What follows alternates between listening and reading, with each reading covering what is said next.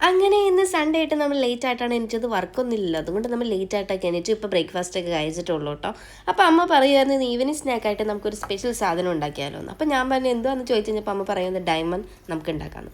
ഞാനിത് ആദ്യമായിട്ടോ കഴിക്കുന്നത്, ഞാനിത് കഴിച്ചിട്ടില്ല ഇതിന് മുമ്പ് കേട്ടോ. നിങ്ങളുടെ നാട്ടിൽ ഈ ഡയമണ്ട് എന്തൊക്കെ പേരാണ് പറയുന്നതെന്നുള്ളത് താഴെ കമൻറ്റ് ചെയ്യണം കേട്ടോ.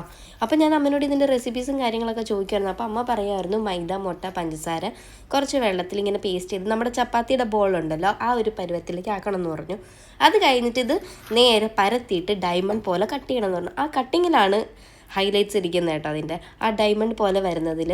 അപ്പോൾ അമ്മ പറയുന്നത് പണ്ടുള്ള ആൾക്കാർ കുറേ എപ്പോഴും ഈവനിങ് സ്നാക്കായിട്ട് കഴിക്കുന്ന കാനാണെന്ന് പറഞ്ഞിട്ടുണ്ട്. അപ്പോൾ എനിക്കറിയത്തില്ലായിരുന്നു, ഞാൻ ഫസ്റ്റ് ടൈം എന്തായാലും കഴിക്കുന്നത്. എന്തായാലും സൂപ്പർ സാധനമായിരുന്നു. അതിന് ഡെക്കറേഷനൊക്കെ ആയിട്ട് അതിൻ്റെ മുകളിൽ എല്ലും കൂടി ഇടുമ്പോൾ ഒരു രക്ഷയില്ല, കാണാനും നല്ല ലുക്കാണ്, കഴിക്കാനും ലുക്കാണ്. പിള്ളേരുള്ള വീട്ടിലാണ് ഈവനിങ് സ്നാക്ക് കൊടുക്കാൻ മസ്റ്റ് ട്രൈ ആയിട്ടുള്ളൊരു സാധനമാണ് കേട്ടോ. അപ്പോൾ നന്ദു ഒന്ന് ഓഫീസിൽ പോയിക്കുമായിരുന്നു, അപ്പോൾ നന്ദു വന്നിട്ടുണ്ട്. അപ്പോൾ അമ്മ പറയുന്നുണ്ട് മോനെ സൂപ്പറാ കഴിച്ച് നോക്കുന്നൊക്കെ പറയുന്നുണ്ട്. അപ്പോൾ ഇത്രയൊക്കെയുള്ളൂ. Okay, by, Tata.